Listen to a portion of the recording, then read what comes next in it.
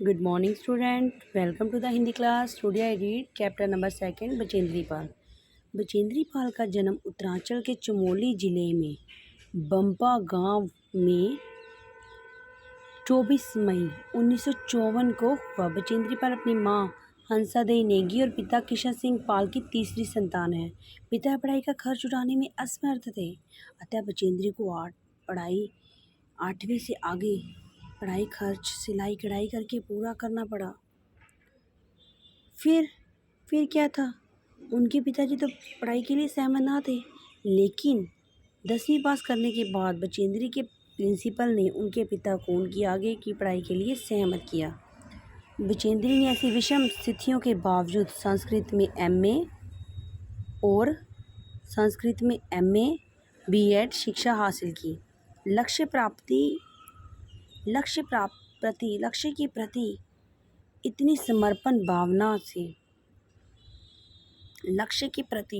इतनी समर्पण भाव से इन्हें एवरेस्ट पर विजय पाने वाली पहली भारतीय पर्वतारोही होने का गौरव दिलाया। बचेंद्री को पहाड़ी पर चढ़ने का चाव बचपन से ही था। जब इनका बड़ा भाई इन्हें पहाड़ पर चढ़ने से रोकता था, तो इनके 6 साल छोटे भाई को पहाड़ पर चढ़ने के लिए उकसाता था। तब बचेंद्री को बहुत बुरा लगता था।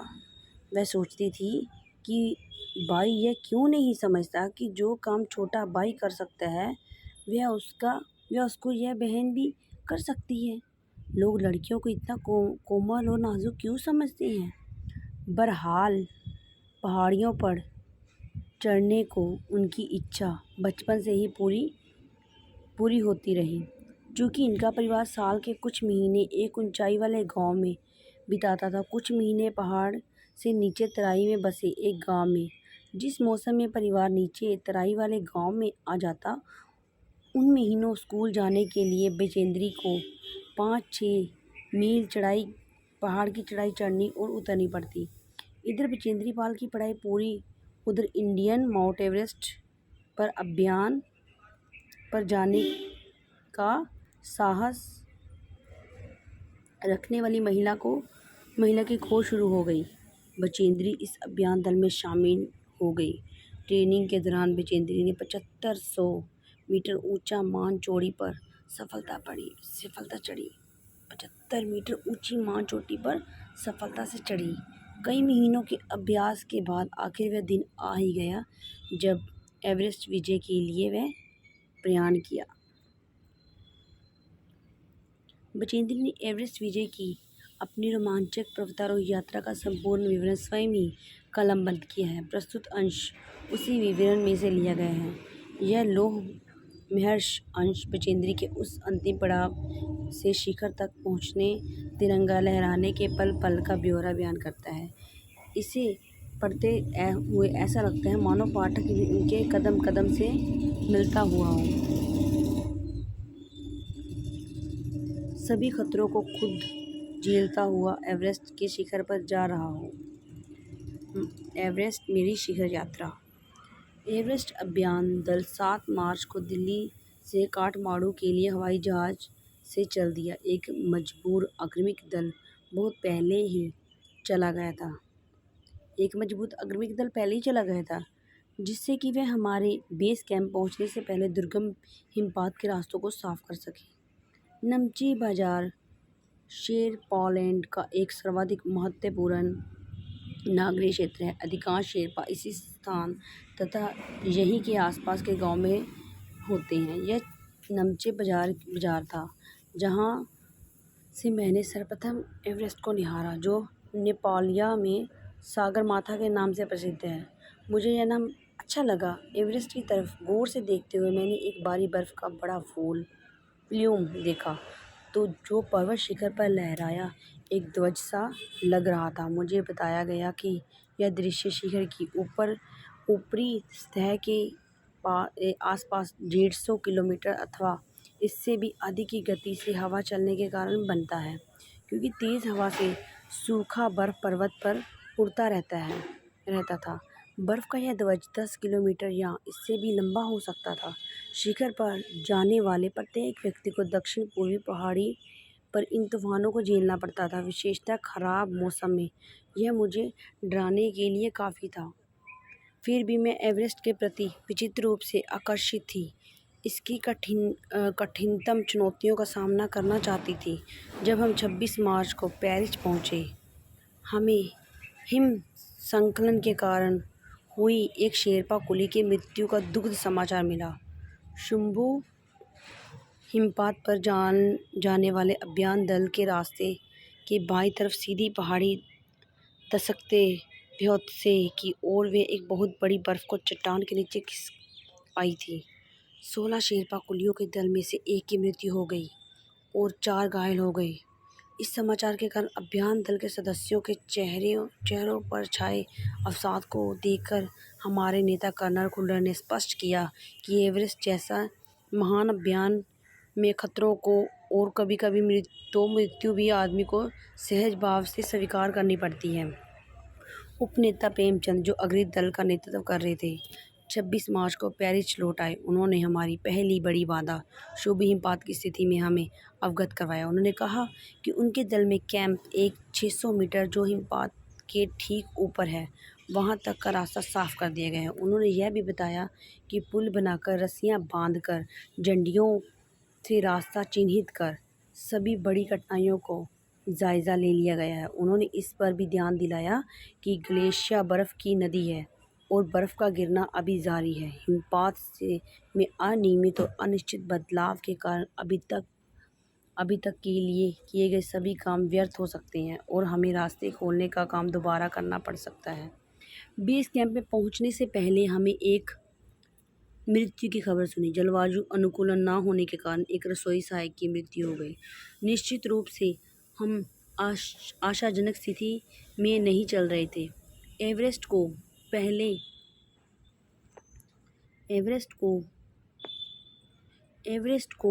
हमने एवरेस्ट शिखर को मैंने पहले 2 बार देखा था, लेकिन एक दूरी से। बेस कैंप पहुंचने पर दूसरे दिन मैंने एवरेस्ट तथा इनकी अन्य श्रेणियों को देखा। मैं भौचक्की होकर खड़ी रह गई। एवरेस्ट ल्होत्से को ऊंचाइयों से गिरी बर्फीली टेढ़ी मेढ़ी नदी को निहारती रही।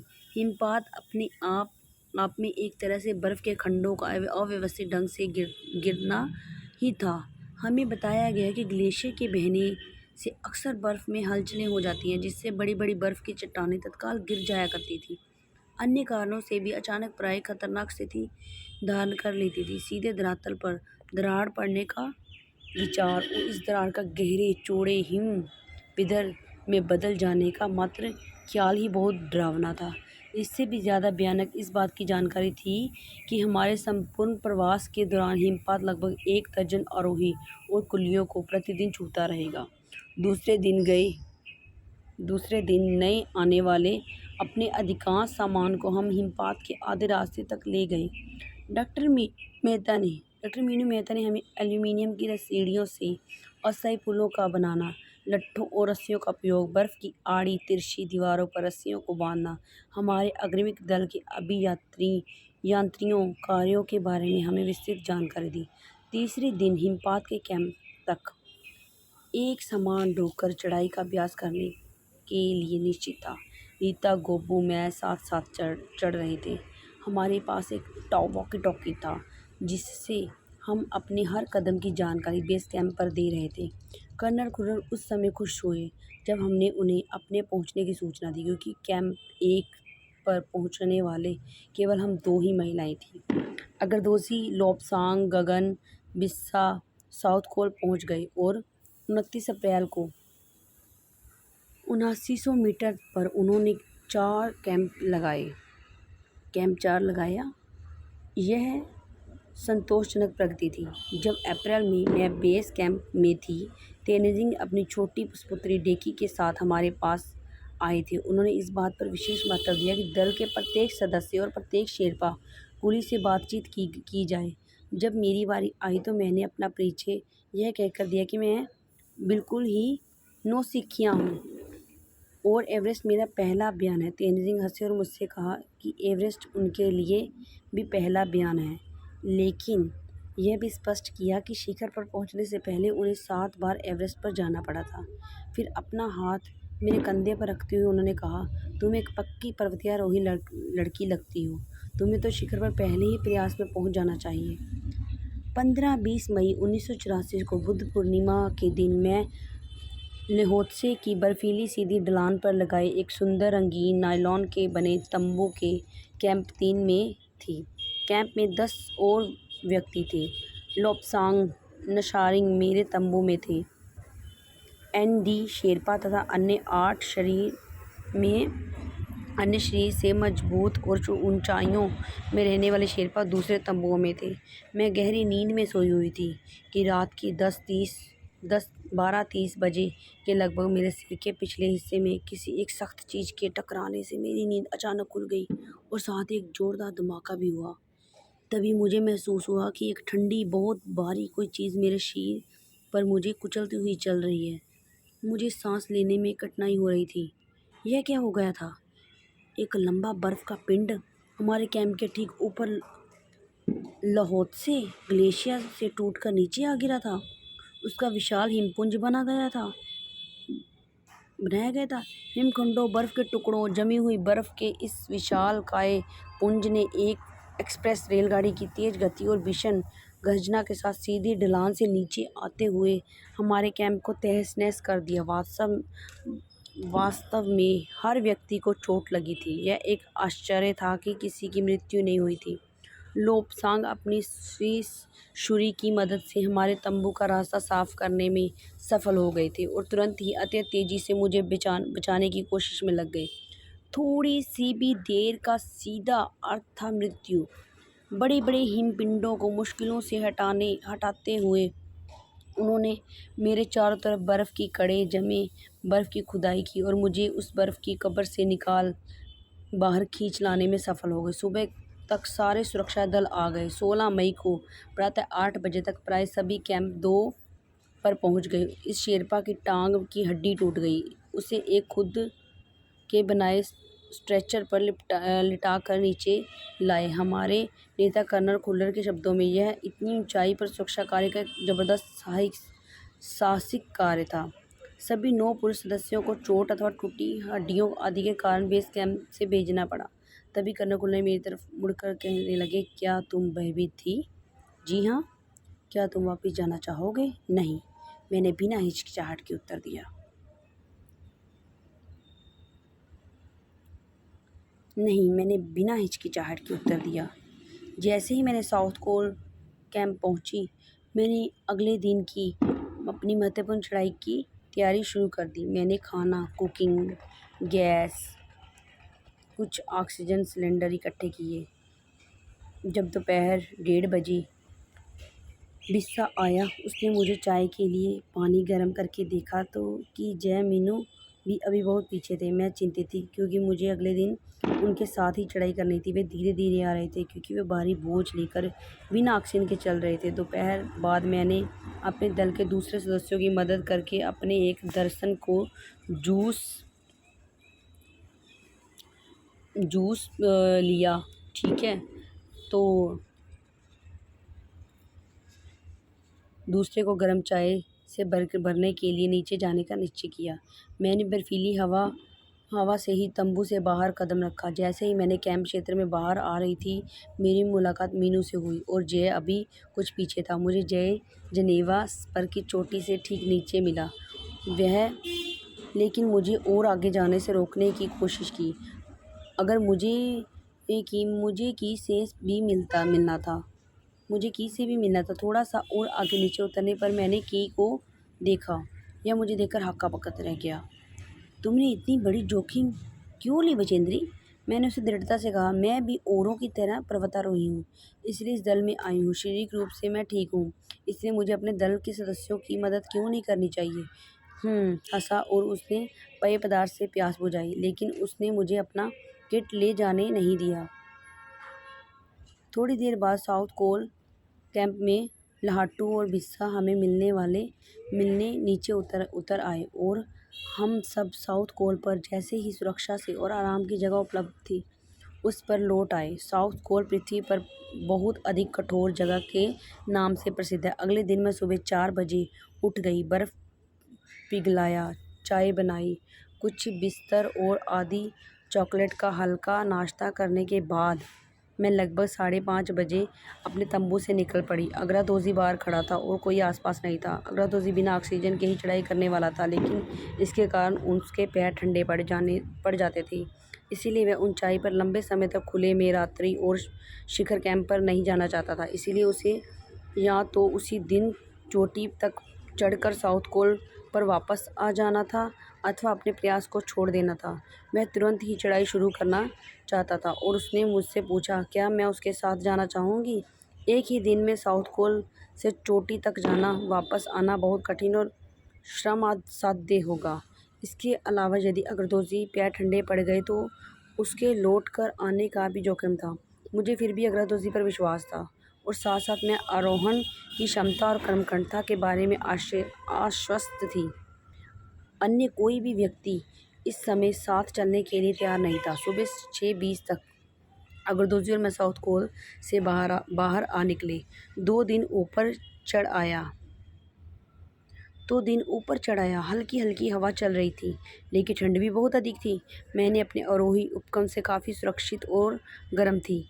हमने बगैर रस्सी के भी चढ़ाई की। अग्रदोजी एक निश्चित गति से ऊपर चढ़ते गए। मुझे भी उनके साथ चलने में कुछ कठिनाई नहीं हुई। जमे हुए बर्फ़ की सीधी ढलान चट्टानें इतनी सख्त और भुरभुरी थी कि मानो शीशे की चादरें बिछी हों। हमें बर्फ़ काटने के फावड़े का इस्तेमाल करना ही पड़ा। मुझे इतनी सख्ती से फावड़ा चलाना पड़ा जिससे कि उस जमी हुई बर्फ़ की धरती को फावड़े के दांतें काट सकें। मैंने उन खतरनाक स्थलों पर हम हर कदम अच्छी तरह सोच समझ कर उठाया। 2 घंटे से कम समय में ही हम शिखर कैंप पर पहुंच गए। अग्रदोजी ने पीछे मुड़कर देखा, मुझसे कहा, क्या मैं थक गई हूँ? मैंने जवाब दिया, नहीं, जिसे सुनकर वे बहुत अधिक आश्चर्यचकित और आनंदित हुआ। उन्होंने कहा कि पहले वाले दल में शिखर कैंप पर पहुंचने में 4 घंटे लगाए थे और यदि हम इसी गति से चलते रहे तो हम शिखर पर दोपहर 1 बजे तक पहुंच जाएंगे। लाहटू हमारे पीछे पीछे आ रहा था। जब हम दक्षिण शिखर के नीचे आराम कर रहे थे, वह हमारे पास पहुंच गया। थोड़ी थोड़ी चाय पीने के बाद हमने फिर चढ़ाई शुरू कर दी। लाहटू एक नायलॉन की रस्सी लाया था, इसीलिए अग्रदोजी और मैं रस्सी के सहारे चढ़े, जबकि लाहटू एक साथ से रस्सी पकड़े हुए बीच में चला। उसने रस्सी अपनी सुरक्षा की बजाय हमारे संतुलन के लिए पकड़ी हुई थी। लाहटू ने ध्यान दिया कि मैं इन ऊंचाइयों के लिए सामान्य आवश्यक 4 लीटर ऑक्सीजन की बजाय अपेक्षा लगभग 2.5 लीटर ऑक्सीजन प्रति मिनट की दर से लेकर चढ़ रही थी। मेरे रेगुलेटर पर जैसे ही उसने ऑक्सीजन की आपूर्ति बढ़ाई तो मुझे महसूस हुआ कि सपाट और कठिन चढ़ाई भी अब आसान लग रही थी। दक्षिण शिखर के ऊपर की हवा की गति बढ़ गई थी। उस ऊंचाई पर तेज हवा के झोंके भुभरे बर्फ के कणों को चारों तरफ उड़ा रहे थे।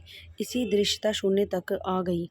अनेक बार देखा कि केवल थोड़ी दूर के बाद कोई ऊंची चढ़ाई नहीं है। ढलान एकदम सीधा नीचे चला गया है। मेरी सांस मानो रुक गई थी। मुझे विचार कोदा की सफलता बहुत नज़दीक है। 23 मई 1984 के दिन दोपहर के 1:07 पर मैं एवरेस्ट की चोटी पर खड़ी थी। एवरेस्ट की चोटी पर पहुंचने वाली मैं प्रथम भारतीय महिला थी। एवरेस्ट शंकु की चोटी पर इतनी जगह नहीं थी कि 2 व्यक्ति साथ साथ खड़े हो सकें। चारों तरफ हजारों मीटर लंबी सीधी ढलान को देखते हुए हमारे सामने प्रश्न सुरक्षा का था। हमने पहले बर्फ़ के फावड़े से बर्फ़ की खुदाई कर अपने आप को सुरक्षित रूप में स्थिर किया। इसके बाद मैं अपने घुटनों के बल बैठी। बर्फ़ पर अपने माथे को लगाकर मैंने सागरमाथे के ताज का चुंबन किया। बिना उठे ही मैंने अपने थैले से दुर्गा माँ का चित्र और हनुमान चालीसा निकाला। मैंने इनको अपने साथ लाए लाल कपड़े में लपेटा, छोटी सी पूजा अर्चना की और इनको बर्फ़ में दबा दिया। आनंद के क्षण में मुझे अपने माता पिता का ध्यान आया। जैसे मैं उठी, मैंने अपने हाथ जोड़े और मैंने अपने रज्जू नेता अग्रदोजी के प्रति आदर भाव से झुकी। अग्रदोजी, जिन्होंने मुझे प्रोत्साहित किया था और मुझे लक्ष्य तक पहुंचाया, मैंने उन्हें बिना ऑक्सीजन के एवरेस्ट की दूसरी चढ़ाई चढ़ने पर बधाई दी। उन्होंने मुझे गले से लगाया और मेरे कानों में फुसफुसाया, दीदी तुमने अच्छी चढ़ाई की, मैं बहुत प्रसन्न हूँ। कुछ देर बाद सोनम बुलजर पहुंचे और उन्होंने फ़ोटो लेने शुरू कर दिए। इसी समय तक लाहटू ने हमारे नेता को एवरेस्ट पर हम चारों के होने की सूचना दे दी। तब मेरे साथ में वॉकी टॉकी दिया गया। कर्नल खुल्लर हमारी सफलता से बहुत प्रसन्न थे। मुझे बधाई देते हुए उन्होंने कहा, मैं तुम्हारी इस अनूठी उपलब्धि के लिए तुम्हारे माता पिता को बधाई देना चाहूँगा। वे बोले कि देश को तुम पर गर्व है और अब तुम ऐसे संसार में वापस जाओगे जो तुम्हारे अपने पीछे छोड़े हुए संसार से एकदम भिन्न हुआ होगा।